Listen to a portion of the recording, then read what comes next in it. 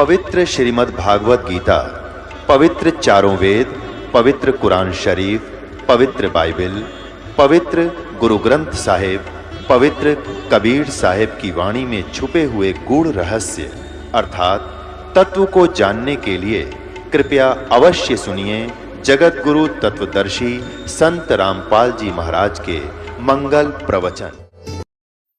नमो नमो सतपुरुष को नमस्कार गुरु के नई सुर नर मुनि जन साधवा संतों सर्वस दीन सतगुर साहेब संत सबे दंडोतम प्रणामे आगे पीछे मध्य हुए तिनको जा कुर्बान निराकार निर्वेशम काल जाल भंजनम निर्लेपम निज नीरगुणम अकल अनुवेशम सोहम सुरति समापतम सकल समाना नीरतलय उजल हिरंबर हरदमम बेपरवाह अर पार नहीं मद तम ग्रीब जो सुमर सद होई गणनायक गलताना करो अनुग्रह सोई पाश पद करवाना आदि गणेश मनाओ गणनायक देवन देवा चरण कमल लोलाऊं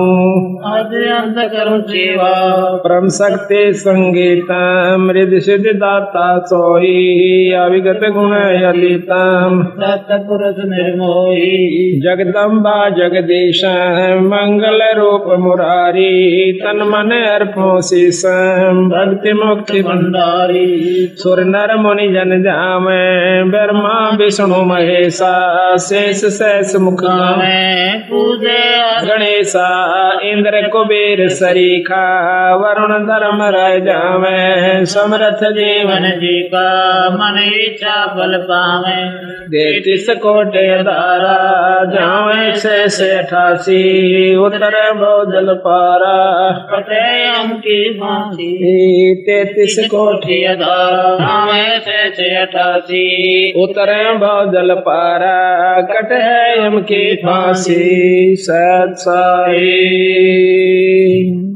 आज परम पिता परमात्मा बंदी छोड़ कबीर साहेब तथा उन्हीं के अवतार सतपुरुष कबीर साहेब, सतपुरुष के अवतार बंदी छोड़ कबीर साहेब व गरीबदास महाराज की एक विशेष कृपा हमारे ऊपर हुई है कि हम आज सत्संग रूपी गंगा में अपने अंतःकरण को साफ करने के लिए, आत्मा कल्याण के लिए कुछ समय इस संसारी कार्य से निकाल करके आज सतगुरु की शरण में सतगुरु के चरणाम आए हैं। इस बात का प्रमाण सब जगह मिलता है कि बड़े भाग से मनुष्य जन्म प्राप्त होता है और उससे भी वह दिन हमारा बहुत ही भाग्य का होगा, अच्छे हमारे शुभ संस्कार होंगे जिस दिन हम सत्संग में आकर के परमात्मा की चर्चा सुनते हैं और परमात्मा के बारे में जानकारी होती है। आत्म कल्याण का हमें मार्ग प्रशस्त होता है कि मनुष्य जन्म परमात्मा ने हमें किस लिए दिया था। अच्छे हम ज्ञान जो है सत्संगत से प्राप्त करते हैं, बुरी जानकारी हमें कुसंगत से होती है। परमात्मा के बारे में जानकारी केवल एकमात्र सत्संग से होया करे और सत्संग जिस दिन हमें प्राप्त होता है वो हमारा बहुत ही पुण्य का दिन होता है। ना जाने पिछले जन्मों की कौन कौन सी अच्छी कमाई, युगों युगों के हमारे पुण्य कर्म हमारे साथ होते हैं, तब हम सत्संग की तरफ सोचते हैं और सोचने के बाद वो दिन प्राप्त होना, वो समय प्राप्त होना, वो घड़ी जिस दिन हम सत्संग में आते हैं या बड़े भाग तक प्राप्त होती है। बंदी छोड़ भगवान गरीबदास जी व सतगुरु कबीर साहेब तथा वो पूर्ण ब्रह्म परमात्मा आज हमें देख रहा है कि ये बच्चे उस परम पिता परमात्मा के आज उनके दरबार में आए हैं। उनको इतना भी ज्ञान है कि कौन भक्त आए हैं और कौन नहीं आए हैं, किन कारणों से नहीं आ पाए। तो ये कुछ समय होता है, कुछ ईश्वर की तरफ से परीक्षा होती है, परमात्मा की तरफ से, कि इतनी मेहनत करने के बावजूद भी इस भक्त के अंदर, इस पुण्यात्मा के अंदर इतनी उत्सुकता उत्पन्न हुई है कि नहीं हुई है कि 100 काम छोड़ करके भी मैंने सत्संग में जाना चाहिए। इतना सत्संग सुनने के बाद इस जीव आत्मा को इतना ज्ञान अवश्य हो जाना चाहिए कि जिस प्रकार हम अपने पेट भरण के लिए, अपनी रोजी रोटी के लिए, चाहे मजबूरी समझो चाहे जरूरी समझो, हम उसको दुख या सुख पा करके अवश्य करते हैं। जिस प्रकार आज कितनी ठंड है और कल भी बहुत सर्दी थी, और इस समय में ऐसे भी भक्तजन होंगे जमींदार जिन्होंने बेचारों ने रात्रि में पानी दिया होगा अपनी फसल में, नहर से या ट्यूबवेल से, जबकि हम सर्दी के अंदर अपने घर में बैठकर भी रजाई का प्रबंध किया हुआ था और कोशिश ये थी कि कोई हीटर भी लग जावे कमरे में तो गर्मी महसूस हुआ, नहीं तो सर्दी बहुत ज्यादा है। और वो बेचारे घुटनों तक पानी में, ऊपर से शीत लहर, और वो उस पानी के अंदर, उस सर्दी के अंदर ऊपर से थोड़ी थोड़ी बूंद भी आ रही थी, बारिश भी हो रही थी। ऐसे समय में वो भक्त, वो ज्ञानी जीव सत्य अपने खेत में खड़ा हुआ था। वो ज्ञानी क्यों है कि उसने इस बात का पूर्ण ज्ञान है कि अगर आज मैं पानी देने नहीं जाता हूं तो मेरे बच्चे भी भूखे मरेंगे और हम भी भूखे मर जाएंगे और हमारा बहुत नुकसान हो जाएगा। ठीक इसी प्रकार सत्संग सुन लेने के बाद हमारे अंतःकरण में यह बात अवश्य घर कर जानी चाहिए, इतना पक्का विश्वास हो जाना चाहिए कि यदि हम सत्संग में आज नहीं जाते हैं, ये कोई रोज रोज नहीं होया करते, साल भर में मुश्किल से हमें कोई ऐसा समागम जिसमें परमात्मा की वाणी को विस्तृत जानकारी दी जाती है, खोल कर सुनाया जाता है। उस जमींदार की तरह इतना दृढ़ निश्चय जिसको अजर विश्वास कहते हैं, एक तो होता है निश्चय, एक होता है विश्वास, और तीसरा गरीबदास जी महाराज कहते हैं जरना होता है। जिसको जरना हो गया वो बेचारे आज सैकड़ों किलोमीटर से चलकर इसी सर्दी में अपने बच्चों समेत आज सच्चे दरबार में उस परमात्मा की रजा का लाभ उठा रहे हैं। और जिनको इस बात का ज्ञान नहीं हुआ अभी तक, उनको जरना नहीं हुआ। विश्वास तो है कि भगवान के नाम के बिना गुजारा नहीं है, इतना विश्वास है। वो बेचारे ये सोच लेते हैं चलो घर में कर लेंगे अपना, कोई बात नहीं, आज सर्दी है कल धूप निकल आओगी तब चल पड़ेंगे, वो भी चोखा। लेकिन जरना जिसका हो गया भाई बात बनेगी उसकी। कहते हैं कि जयदेव मुख से ना कही हुई तीन लोक में गाज, और जरना ऊपर होते हैं ये सकल संपूर्ण काज। जब जरना हो जाएगा, जब विश्वास हो जाएगा, तब हमारे कार्य पूर्ण रूप से सिद्ध होंगे। तो आज जो सत्संग में आए हैं इस ठंड के अंदर, ये 13 दिसंबर और ये ठंड, और उसके बावजूद भी आप सत्संग में आए हो, तो यही कहा जाएगा कि आपको जरना हुआ है ईश्वर के बारे में, परमात्मा की बात का जरना हुआ है कि इसके बिना गुजारा कतई नहीं है, और ये है भी सत्य और रहेगा भी सत्य। जिन्होंने, महाराज गरीबदास जी कहते हैं कि समझा है तो सिर धीर पा, भाई बहौर नहीं है ऐसा दाव। समझा है, ये बात आपके ज्ञान में आई है, आपके चित्त में ये बात समाई है कि नाम बिना गुजारा नहीं है, सत्संग बिना जीव का कल्याण नहीं है, तो फिर काहे की इंतजार करते हो? सिर धर पाओ, सिर पर पैर रखना, बहुत तेज दौड़ना, सिर पर पांव रखना, बहुत तेज दौड़ना। तो सतगुरु महाराज कहते हैं समझा है तो सिर धर पा, और बहौर नहीं है ऐसा दाव। ना तो ये मनुष्य शरीर बार बार मिलेगा, और मनुष्य शरीर कहीं मिल भी गया किसी युग में हजारों वर्ष, लाखों वर्ष, लख 84 भोगने के बावजूद, और वो हो गया ऐसे स्थान पर जहां पर परमात्मा की चर्चा का होना भी मुश्किल है, तो उस मनुष्य जन्म से भी आपको कोई लाभ नहीं होगा। तो यहां सतगुरु महाराज हमें ये बताने की कोशिश करते हैं कि प्रथम तो मनुष्य जन्म नहीं मिलेगा भाई, और मनुष्य जन्म मिल भी गया तो यह बात समझ में नहीं आओगी जो आपके आ जाए। ये बड़ी मुश्किल से बात बनती है। पता नहीं कितने सत्संग सुनने से इस बात का अंतःकरण में कुछ थोड़ा सा विवेक बने से कि भगवान के नाम के बिना भाई कोई नहीं गुजारा, क्योंकि सभी संत प्रमाण देते हैं और बार बार हमें बताने की कोशिश करते हैं कि नाम के बिना जीव का गुजारा नहीं भाई, और नाम मिले सत्संग से, और सत्संग से हम विमुख तो कोई नहीं बात बने।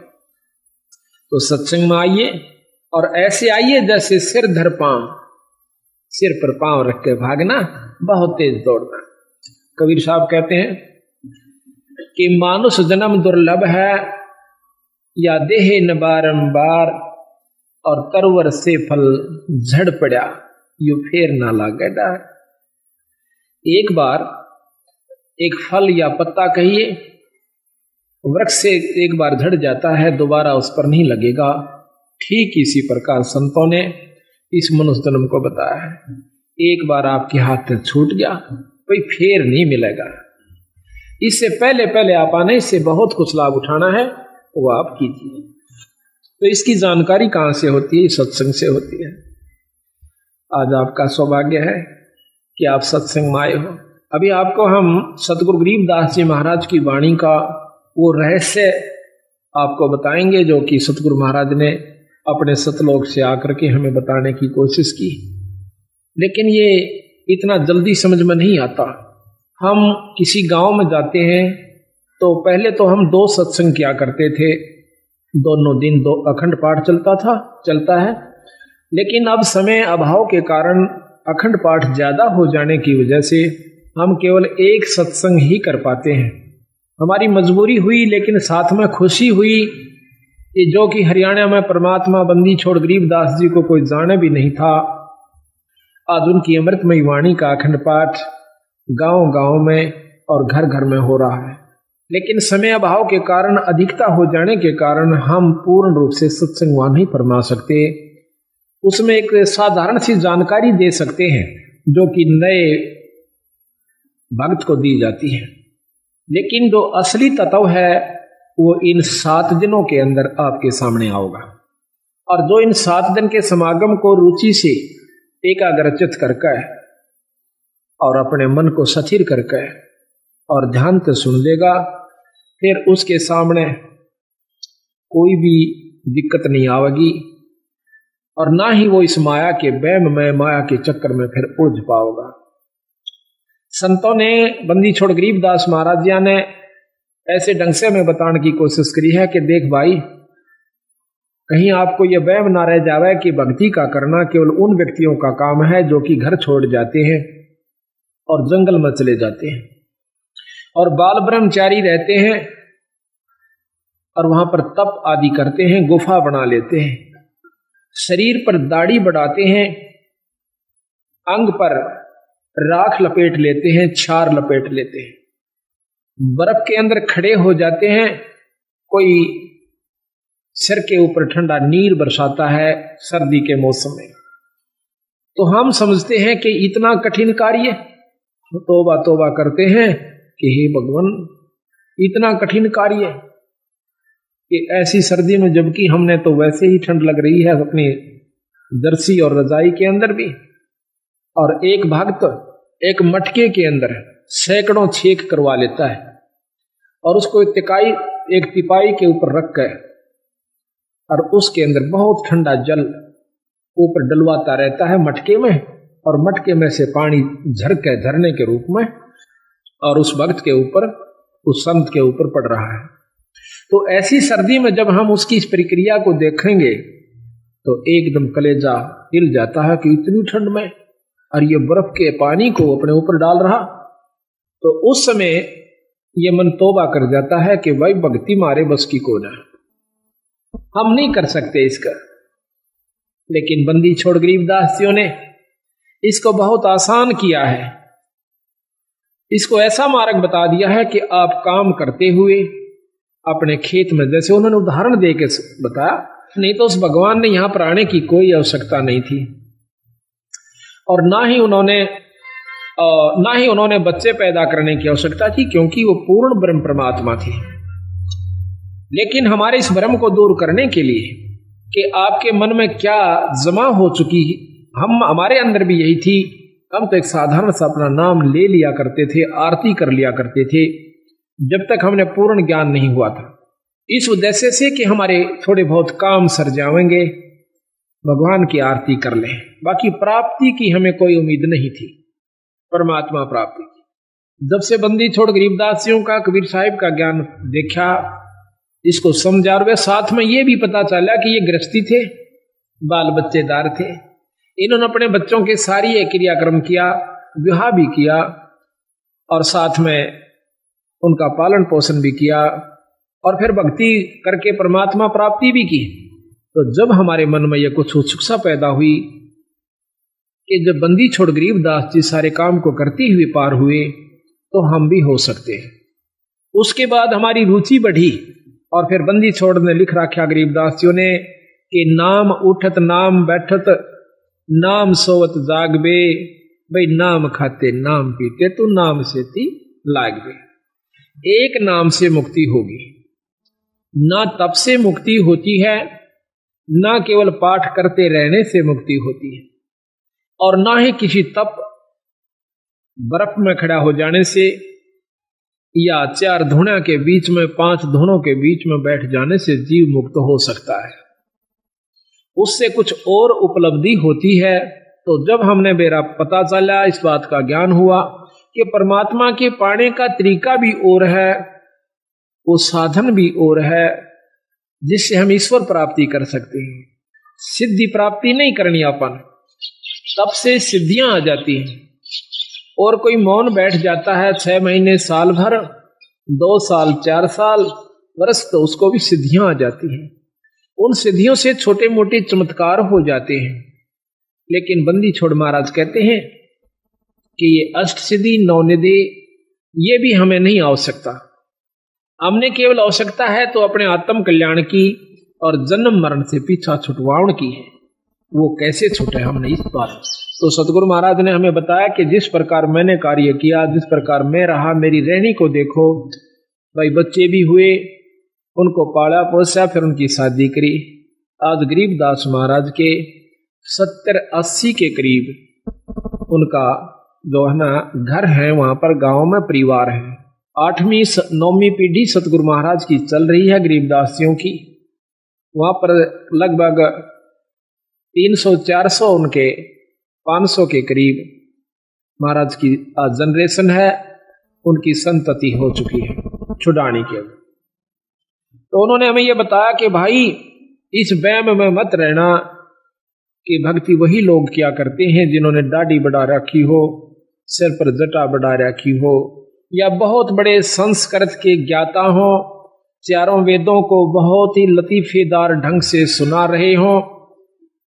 बंदी छोड़ महाराज कहते हैं ये अलग वस्तु है, वो अलग वस्तु है। परमात्मा पाना ये अलग वस्तु है, ये साधन भी नाराज है। एक समय की बात है, एक राम राय नाम का एक पंजाब का बहुत बड़ा रईस आदमी वासियर गांव के अंदर रहता है।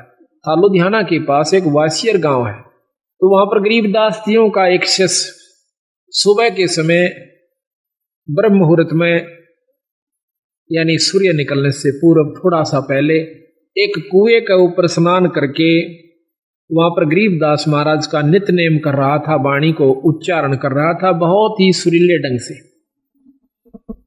और वो राम राय सुबह सुबह घूमने के लिए गया था। अब पंजाब के लोग जो हैं वो जय श्री नानक साहिब की कृपा से वाणी के बहुत मर्मज्ज हैं, वाणी को, संत वाणी को बहुत प्यार करते हैं। एकमात्र अगर कोई सृष्टि में ग्रंथ है तो सिख धर्म का है, जिसने उसमें उन्होंने किसी मजहब को या धर्म को नहीं अपनाया। सिख कोई धर्म नहीं है। सिख नाम सिस का होता है, हिंदी में उसे सिस कहते हैं और पंजाबी में सिख कहते हैं। सिख कोई मजहब या धर्म नहीं है। आज जो सिख परंपरा के अंदर उन्होंने जो ग्रंथ साहिब बना हुआ है, उसके अंदर 39 संतों का समूह वाणी है, संग्रह वाणी है। 39 संतों की न्यारी न्यारी उनकी वाणियां हैं। तो उसमें वो भी संत हैं जो राम, भगवान, कृष्ण आदि के उपासक थे। नामदेव जी, श्री तुक्का जी और श्री ज्ञानेश्वर जी, ऐसे बहुत से संत हैं, मीराबाई जी, धन्ना जी, उन सब संतों का की वाणी, उनका एक समूह जो है, संग्रह ग्रंथ है। तो उसके अंदर सभी संतों की वाणियां हैं, उनका ज्ञान है, अपना अपना मार्गदर्शन है। बड़े आदर से उनका पाठ करते हैं और सुबह सुबह उठकर कम से हर गांव में गुरुद्वारा है। गुरुद्वारा हमने एक मान रखा है कि वो केवल सिखों का ही होता है। हाँ, होता तो सिखों का है, सिख माने शिष्य, वो शिष्य का होता है। लेकिन कोई शिष्य हो, शिष्य के क्या लक्षण होते हैं, उसने क्या बुराइयां त्याग देनी होती हैं, ऐसे ऐसे जो सब जिसमें गुण हैं, तो वो शिष्य है। तो गुरुद्वारा है जहां पर हमारे बंदी छोड़ की वाणी है। उसमें सिख धर्म सिख परंपरा के जो ग्रंथ साहब उन्होंने समूह बनाया है, उसके अंदर अपने कबीर साहब की वाणी 40% है अकेलों की, बाकी 60% वाणी 10 सिख गुरुओं की और साथ में 28 दूसरे संतों की वाणी है, जो केवल 60% महाजन। तो वो भी कबीर साहब को बहुत महत्व देते हैं। इस वाणी को सुनकर उनकी आत्मा में शरणाहट उठा है। कोई भी ऐसा, मैंने पहला क्षेत्र देखा है पंजाब में जब जाते हैं, जब कि कोई भी धार्मिक कार्य उसमें हो रहा है तो कोई भी ऐतराज नहीं करेगा, किसी प्रकार का भी है। सब नमस्कार करेंगे और ये कहेंगे कि बहुत अच्छी बात है भाई, बहुत चंगी गल है, कोई कर सके तो इसके बराबर कोई वस्तु नहीं है। लेकिन जहां तक हमने अपने हरियाणा में ये समावेश किया है नई चीज का, हमारे बंदी छोड़ गरीबदास कबीर साहिब की कृपा से, तो हमें सबसे ज्यादा दिक्कत यही आई है कि प्रथम तो हमारे भक्तजन पिछली परंपरा को त्याग कर प्रसन्न नहीं, दुखी होते हैं अगर उनको कहते हैं कि ये रास्ता जो आप अपनाए हुए हो ये आपका आत्म कल्याण का भी नहीं है और साथ में आपके घर में सुख भी नहीं होगा। तो शुरू में पुरानी परंपरागत यानी उसके ऊपर लगे हुए रचे हुए होने के कारण वो बहुत दुख मानने से इस बात का। और फिर जब देखते हैं हमारी एक एकदम की नई प्रक्रिया के घर में पाठ करते हैं, उस कमरे को साफ करते हैं और फिर अपने सत्संग के द्वारा उस परिवार के अंतःकरण को साफ करते हैं, उस सारे परिवार का अंतःकरण साफ करके फिर उनके अंदर ये समावेश करते हैं कि अगर सृष्टि के अंदर कोई पृथ्वी पर इस सृष्टि में कोई शक्ति है तो गरीबदास महाराज है, ये बंदी छोड़ कबीर साहब है, ये पूर्ण ब्रह्म परमात्मा है। प्रथम तो इस बात को कोई स्वीकार करके प्रसन्न नहीं कि कबीर साहब भी कोई भगवान होगा, कबीर साहब के अंदर भी कोई ऐसी शक्ति होगी जो हमें सुख दे सकता है, हमारी आत्म कल्याण कर सकता है। हमने केवल अपने उन्हीं पुराने शास्त्रों के ज्ञान को ही आरूढ़ मान रखा है, तो उसके अनुसार भी हम पूर्ण साधना नहीं करते जो कि हमारे पुराने शास्त्र हैं।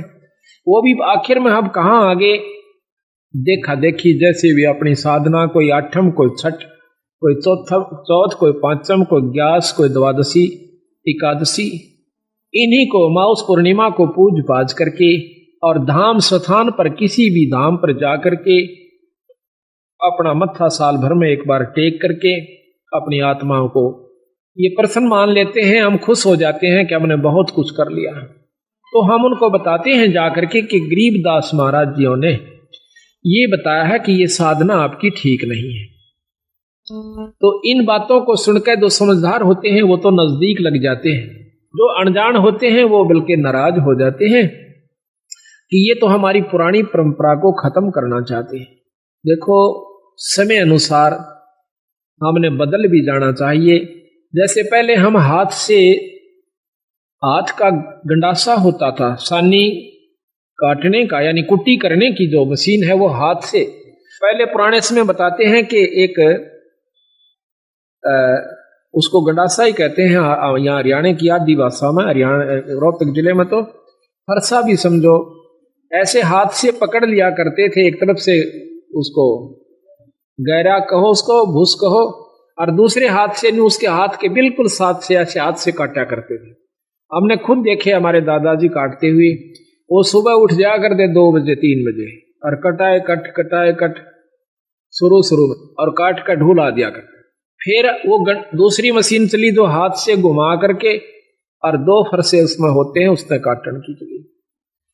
अब वही मशीन के ऊपर एक मोटर भी रख दी गई बिजली की, जो कि मिनटों में काट देती है बहुत सुविधा के साथ।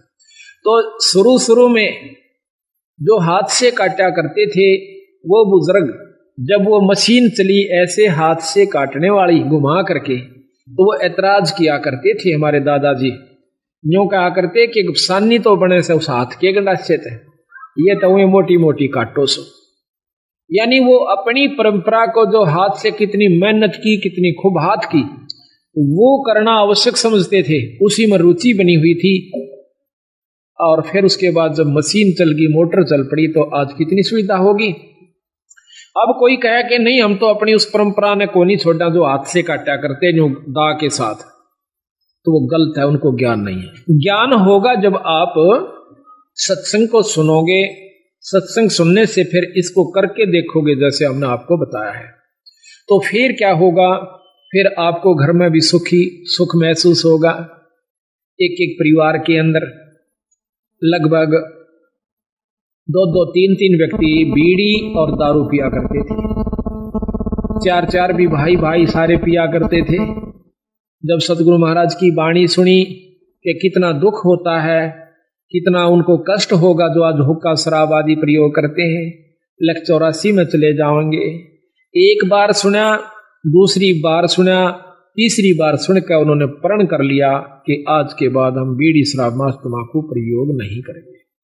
तो इसी प्रकार मैं कहना ये चाहूं था कि बंदी छोड़ गरीबदास महाराज की जो वाणी है, ये यहाँ हरियाणा में प्रवेश करने में हमें बहुत दिक्कत आ रही है, लेकिन उसके बावजूद भी प्रोग्रेस इतनी आवश्यकता से अधिक होगी, उम्मीद से भी ज्यादा होगी। उम्मीद नहीं थी कि ये भक्तजन इतने जल्दी से इस बात को समझ लेंगे। पर बंदी छोड़ गरीबदास महाराज ने अपनी पूरी शक्ति का प्रयोग किया है। कबीर साहब ने अपनी पूरी रजा बख्श के दिखाई है कि ये काम मैं कर सकता हूं, जो ये कहने लाग रहे से, जो आपको ये रोजाना बताते हैं, ये कार्य मैं कर सकता हूं, और वो करके दिखाया है। जब इन भक्तों को यह बात समझ में आई है कि कबीर साहब भी कोई परमात्मा शक्ति है। यहां पर भी आपको मैं सैकड़ों आए हैं, पर इनमें से सारे के सारा के घर में जो सुख हो रहे हैं, ये अपने मुंह तो बता सकते हैं जब से सतगुरु शरण में आए। लेकिन 1-2% जिनको लाभ नहीं प्राप्त हुआ, उसके पीछे रहस्य बताया कबीर साहब ने कि कबीर सतगुरु के दरबार में भाई कमी काहे की ना, और हंसा मौज नहीं पावता तेरी चूक चाकरी में। अगर तुझे पूर्ण लाभ पूर्ण मौज भगवान नहीं बख्श रहा है कबीर साहब, तो तेरी चाकरी में, तेरी सेवा के अंदर अभी बहुत कमी है, अपनी बहुत कमी है तेरे अंदर। नहीं, जब 98 व्यक्तियों को परमात्मा पूर्ण लाभ दे रहा है, बंदी छोड़ दर्शन दे रहा है, और उनको वो झलक नजर आ रही है जो वर्णन करते हैं हम रोजाना, तो आपको नहीं आई, तो भाई आपकी चूक चाकरी में, आपकी कोई सेवा में कमी है, आपके कोई नियम में कमी है, आप में भी कोई अहंकार अभिमान बकाया है। तो सतगुरु महाराज को अहंकार तो लेस मात्र, मान में म्यान कहते हैं तलवार का जो ऊपर का कवर होता है, उसके अंदर 2 खड़ग 2 तलवार नहीं समा सकती, किसी रूप में भी नहीं समा सकती। इतना इम्पॉसिबल असंभव कार्य है कि राख्या चाहे पिया चाहे प्रेम रस, और राख्या चाहे मान, एक म्यान में 2 खड़ग, वही देखी सुनी ना कान। तो अहंकार तो एक लेश मात्र भी ईश्वर को पसंद नहीं है, और जिनमें अहंकार नहीं रहा उनको परमात्मा का दीदार हुआ, दर्शन हुआ, आत्म कल्याण है। और इसमें के लगे है अहंकार को तोड़ने में, कुछ नहीं लगता, बस थोड़ी सी कसर से, थोड़ा सा सावधानी की आवश्यकता है, थोड़े सी विवेक की आवश्यकता है इसके अंदर। आज हम मनुष्य शरीर में है, ये माटी का पुतला और खाक में मिल जाएगा 10-20 साल के अंदर अंदर। और फिर हमारे ऊपर महाराज ने लिखा है कि कबीर काहे गर्भियो, और ऊंचा देख आवाश, और काल पड़े भू लेटना तेरा ऊपर जामे घास। कल तो जमीन पर जाकर पड़ना होगा, और वहां फूक फाक के थोड़ी सी राख हो जाएगी, और उसके ऊपर फिर तेरा घास जामेंगे। तो इस प्रकार इस अहंकार ने, जैसे आज हम पशु बन जाते, एक शरीर छूटेगा ये भी पक्का है, और छूटने के बाद फिर पशु जुन्नी में जाना होगा, जिसमें नाम नहीं लिया जिन्होंने और विकार किए, बीड़ी शराब मांस तंबाकू प्रयोग करते रहे, उनको लक्ष 84 प्राप्त होगी। फिर जिन भक्तों ने नाम भी ले लिया और अपना धर्म पुण्य भी कर रहे हैं और फिर भी अभिमान रह गया, तो फिर भी आप लक्ष 84 में जाओगे। वो दूसरी बात है कि आपकी की हुई कमाई परमात्मा अवश्य देगा आपको। फिर ना जाने 1000 वर्ष में सूत बैठे, फिर ना 10,000 वर्ष में सूत बैठे, ऐसे सत्संग का कि जिसमें आज आपको पूर्ण ब्रह्म परमात्मा के बारे में जानकारी दी जाएगी। तो लक्ष 84 के अंदर हम कुत्ते बनते हैं। प्रथम जीवन कुत्ते का ले लो, सवान का, जो कि बहुत आसपास हमारे होता है, और फिर उसके कष्ट पे जरा सा दृष्टि घुमा कर देख लो, बस, ज्यादा नहीं। कल हमने देखा रात्रि में इतनी ठंड थी, अरे कुत्ता इस गली के अंदर है, बाहर पड़ा बेचारा, और ऊपर से उसके खांसी होगी। 1 मिनट भी उस कुत्ते को खांसी से चैन नहीं थी। अब देखियो, पहले तो जन्म कुत्ता, ऊपर से ये खतरनाक रोग उसको लग गया। फिर कोई टांग तोड़ दे, आम कुत्ते के पैर में लंग पावेगी। क्यों पावेगी? कि उसका कोई ना कोई डला, कोई लठ या कोई पहिया उतर जाएगा, क्योंकि बिचारे बैठे वो पिछला अहंकारी जीव था। उसने कोई नो कह दिन थोड़ा इधर वाले कौन होता, अभिमान रखा करता था, और आज अभिमान उसमें जोका तू है, अपने अहंकार वश बिचारे बैठेगा और बिल्कुल ऊपर गाड़ी चढ़ न होलेगी जब थोड़ा सा सरकेगा एक तरफ में। वो पिछला जो उसके अंदर बदमाशी थी वह अब भी मौजूद है। कई कुत्ते ऐसे देखें कि जीप ऊपर चढ़ न हो जाएगी जब थोड़ा सा हलते हैं, तो उस कष्ट के कारण, उस अहंकार के कारण उसने कितना भारा दुख मोल ले लिया। तो इन बातों ने याद रखेगा जो भगत, तो उसको कोई भी अहंकार नहीं रहेगा। अब हम सत्संग में यही सिखाते हैं। आप अपने घर में आजकल ऐसा कोई भी नहीं रहा जो डबल बेड ना ले रहा हो, और डबल बेड के ऊपर गद्दा भी बहुत मोटा हो से, और अच्छी बड़ी आज वस्त्र भी आप लिए हुए सो। तो हम आपको यहाँ ऐसी असुविधा देने की कोशिश करते हैं जो ज्यादा भी ना हो पर सुविधा भी ज्यादा ना हो। इसका कारण यह भी है कि आपके मन में वो अहंकार रूपी राक्षस बना ना रहे।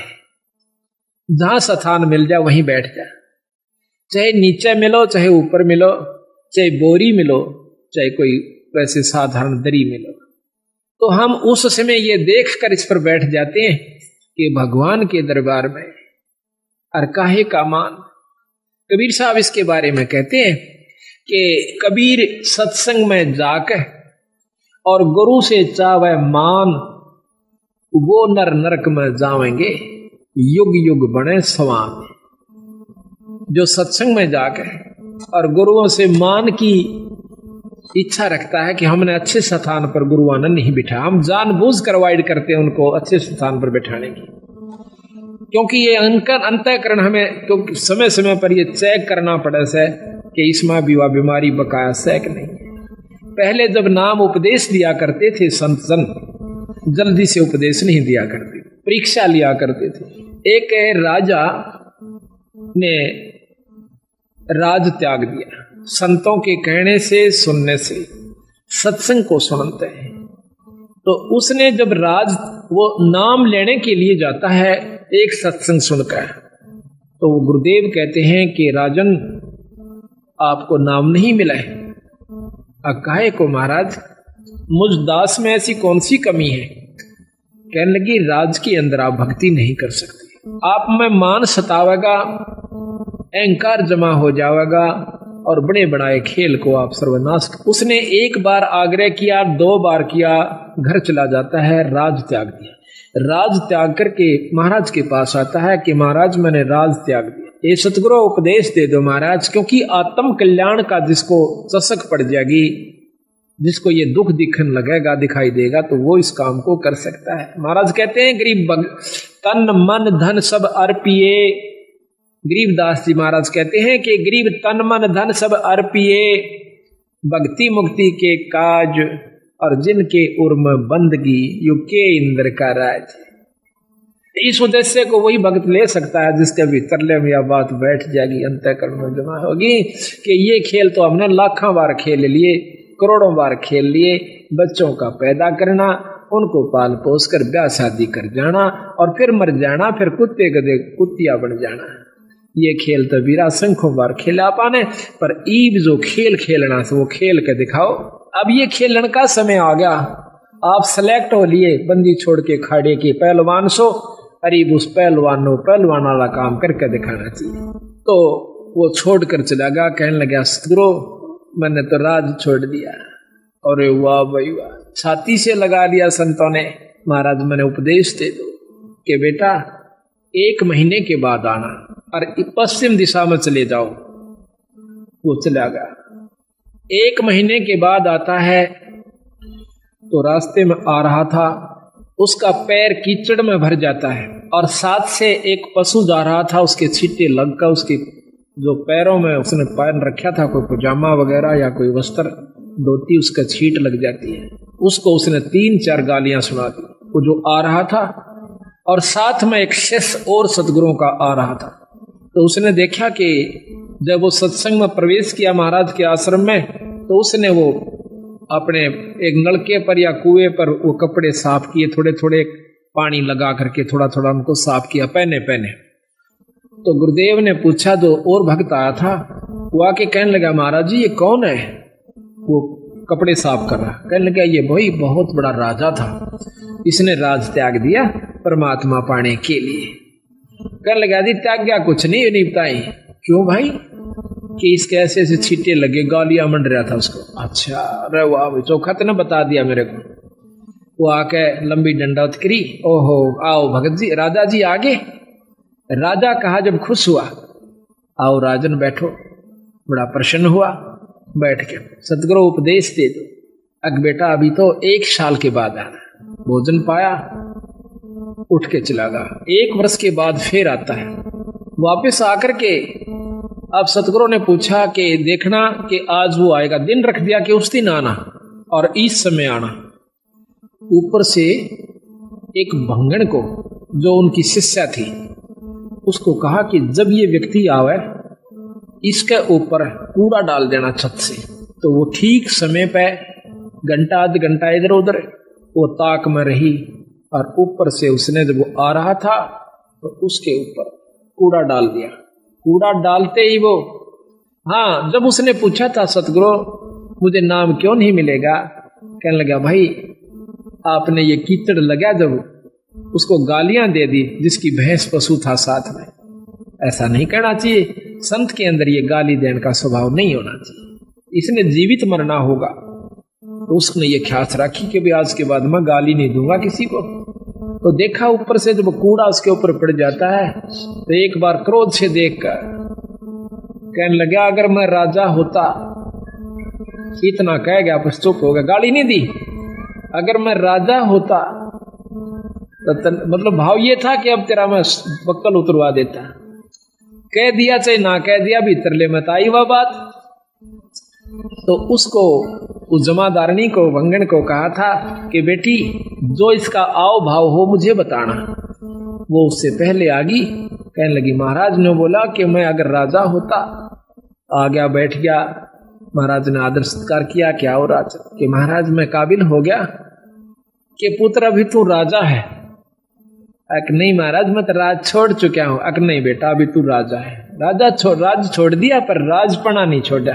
सतगुरु कोई गलती हुई कि आपके ऊपर कूड़ा पड़ा जब आपने क्या शब्द उच्चारण करना चाहा किया कि अगर मैं राजा होता। अभी तो है बेटा तू राजा है, इसको छोड़ दे। जीवित मर ले रे लोभी मन नाम सुमर ले रे। जीवित मरना इसी का है। जीवित मरण का बहुत लंबा उदाहरण सतगुरु महाराज ने दे रखा है। अभी आपको सुनावेंगे कि जीवित कैसे मरा जाता है। ईख का उदाहरण दिया कबीर साहब ने कि नो जीवित मरा करें और फिर उसका कीमत बढ़ती है। जमीन का उदाहरण दिया कि धरती कभी मुंह से नहीं कहती, चाहे कोई बिस्टा डालो, चाहे उसमें कोई आम लगाओ, चाहे अंगूर लगाओ, बगीचा बनाओ, चाहे वहां पर चूल्हा चौका कर लीजिए, वो कभी ऐतराज नहीं करती। इसी प्रकार संत स्वभाव होता है, चाहे कोई गाली दे कोई मीठा बोले, अपने अंतःकरण के अंदर द्वेष पैदा नहीं करा। ये सतगुरु मैं कब आऊं? ये साल भर के बाद आना बेटा। 1 वर्ष के बाद निश्चित समय पे वो फिर आवस।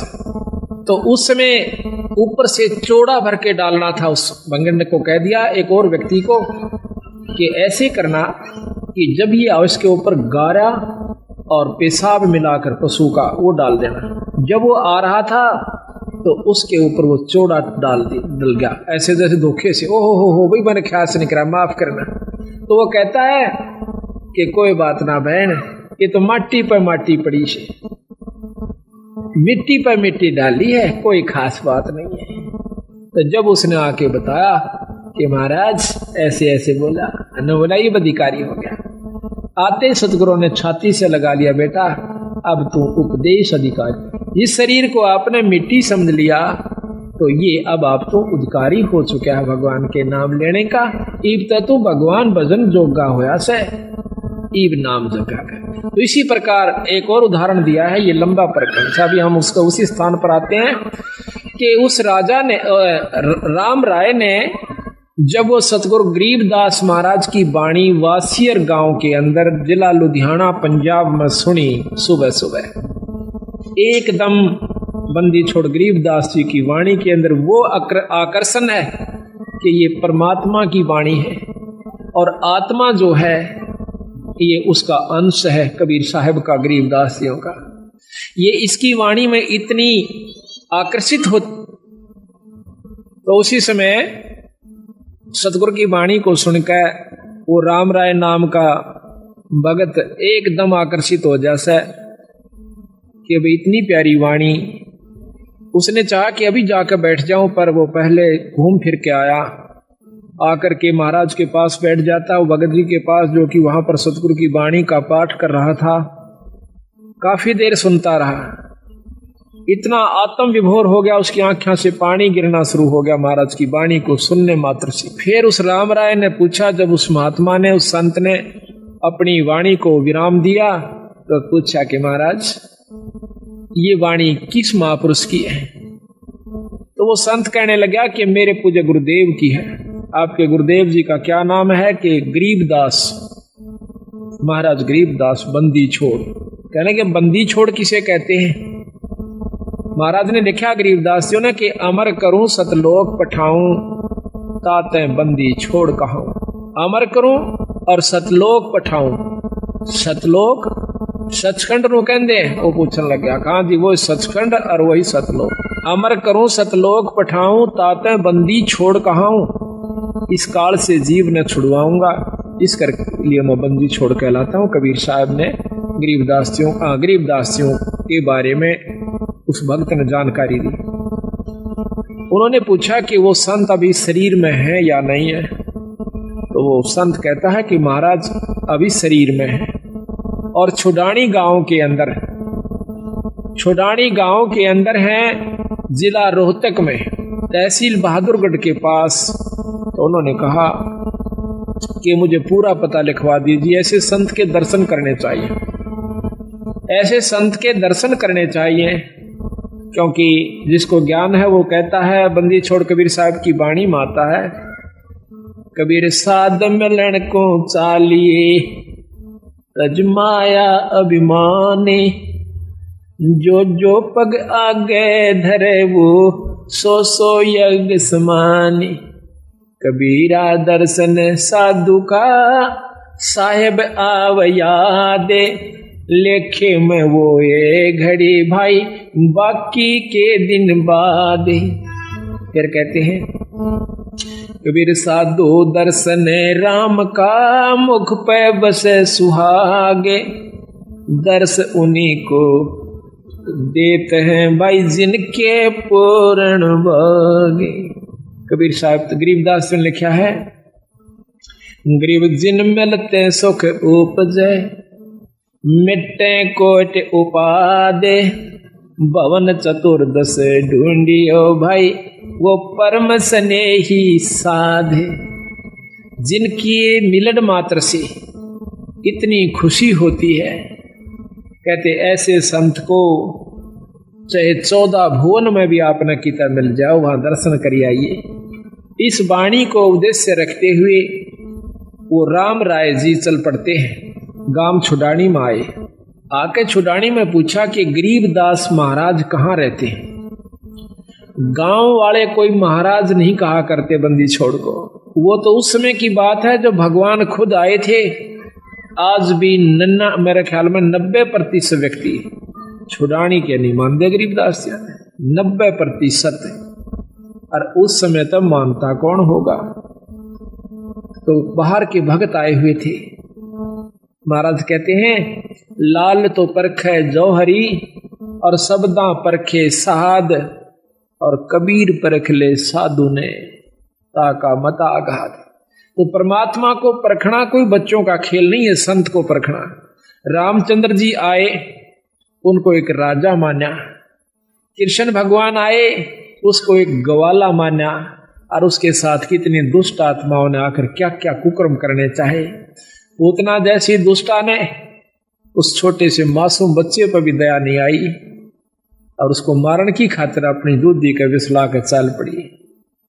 और उस चानूर के से नीच ने इतना बड़ा पहलवान था और उस 15 साल के बच्चे की गेला कुश्तीकरण की चुनौती दे दी। ऐसे ऐसे कंस कितने उदाहरण हमें मिलते हैं, पर उस समय हम नहीं मानते उनको। जब वो मौके पर होते हैं उनके जाए पीछे फिर वृंदावन की फेरी यानी गोवर्धन की फेरी देते फिर ऐसे। वहां कृष्ण जी बैठे हैं क्या? यही हमारी भूल चौंध नहीं टूटती, इसको तोड़ने के लिए संत बार बार आते हैं। भाई जब वो शरीर में आते हैं तब तो तुम होशियार हो जाते हो, तब तो तुम सियाणे बन जाते हो और उसको परमात्मा स्वीकार नहीं करते हो।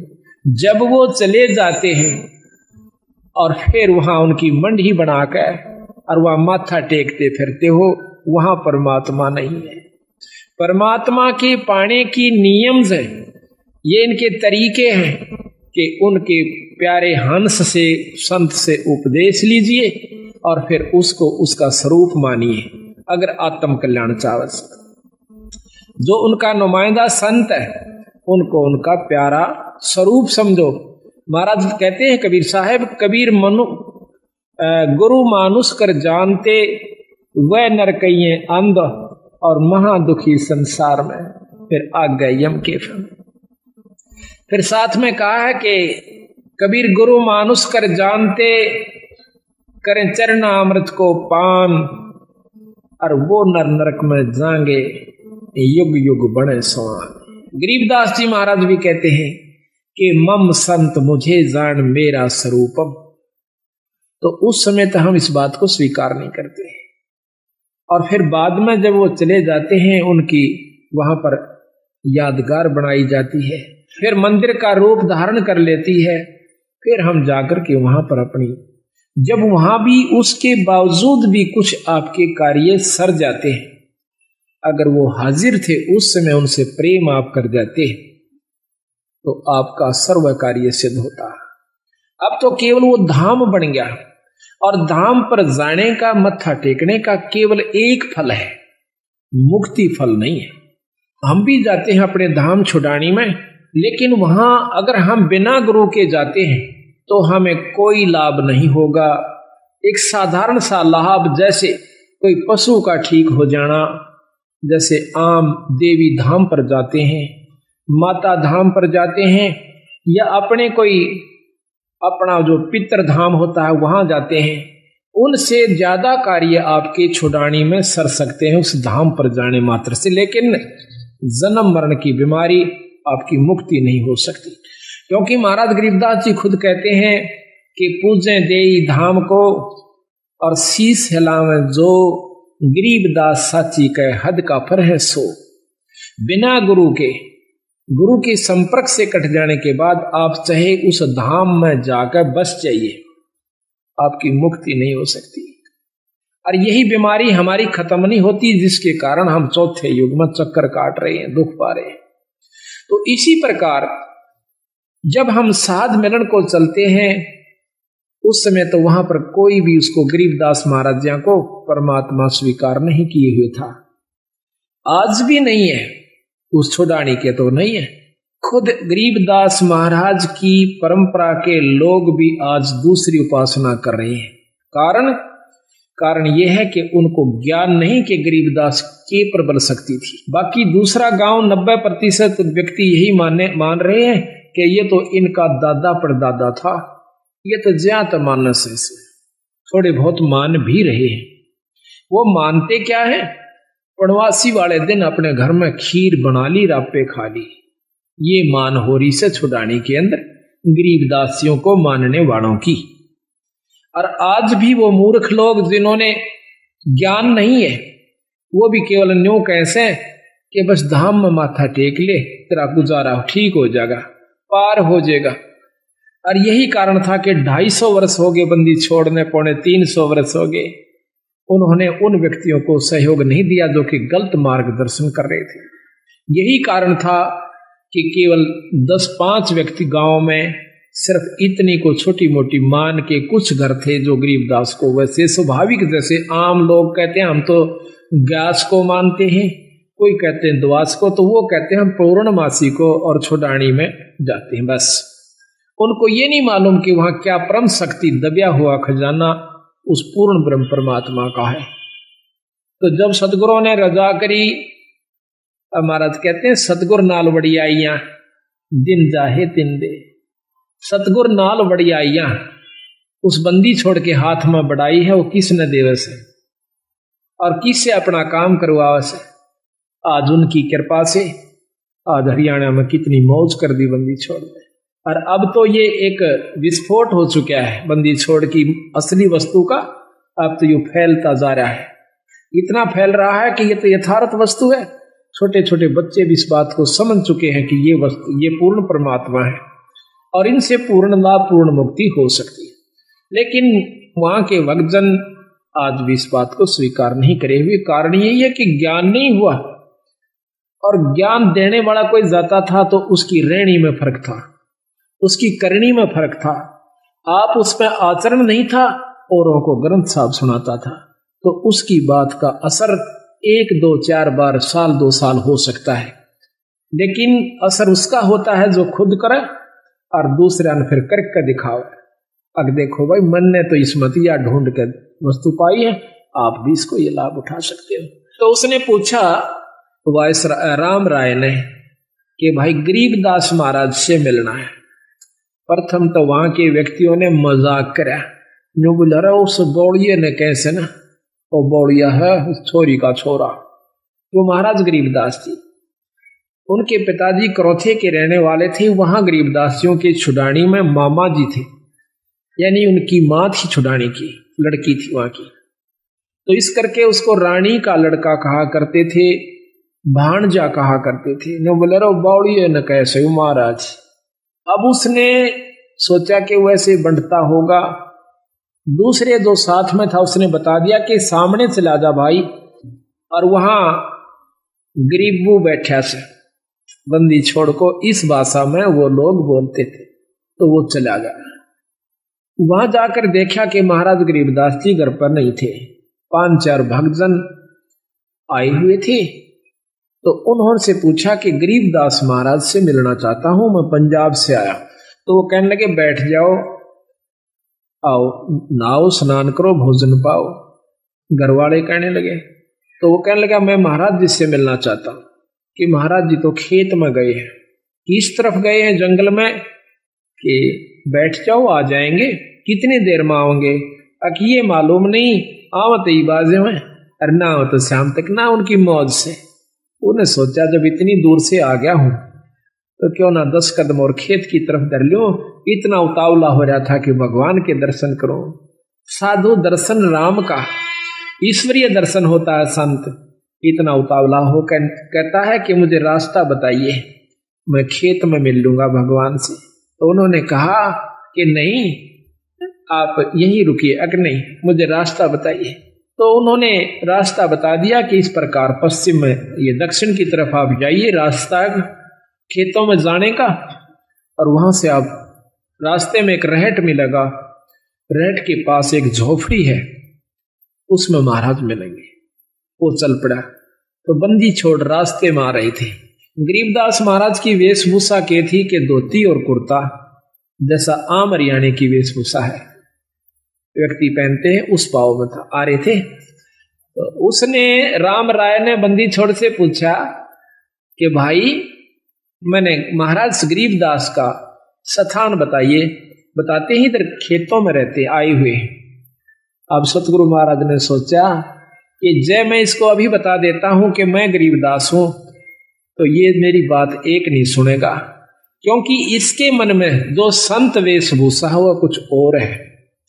वो क्या सोच का आया था कि बहुत बड़े संत होंगे, सिर पर दाढ़ी बड़ी हुई होगी, लंबी जटा होगी, हाथ में कोई त्रिशूल होगा, कोई कपड़े होंगे तो गेरुआ होंगे और नहीं होंगे तो तन पे एक लंगोटी होगी, एक कपड़ा छोटा सा होगा और शरीर पर राख मसड़ रखी होगी। तो सतगुरु ने सोचा कि कहीं इस बेचारे का आना असफल ना हो जाए। बंदी छोड़ कहने लगे कि महाराज तो भाई आ जाओ, मैं मिलाऊंगा आपको। वो कहता है मैंने सुना है खेतों में गए, कोई नहीं अब घर को जा रहे हैं। अब वो वापिस आ जाता है।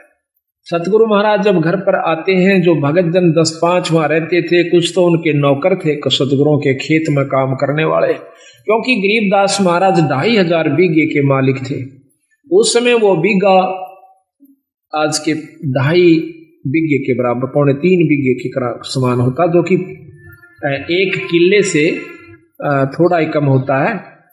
2.5-3 बीघे का, ये 5 बीघे का किला है आजकल जो एकड़ बनी हुई है, तो वो 2.5-3 बीघे का 1 बीघा होता था, पुराना बीघा जिसको कहते हैं। जो उनका इतनी जमीन थी 2500 बीघा। बहुत से नौकर रहा करते थे सतगुरुओं के, कुछ वो थे। तो उन्होंने क्या किया कि आते ही महाराज के वो खड़े हुए, भक्तों ने दंडोत प्रणाम किया। तो वो वायसराय ने सोचा कि यूं है कि वो गरीबदास महाराज एक भगत के कान पर लाग कर नजदीक से पूछता है कि गरीबदास महाराज कौन सा है। कि रे भोड़े, ये तू साथ है इनके, ये परमात्मा है गरीबदास महाराज।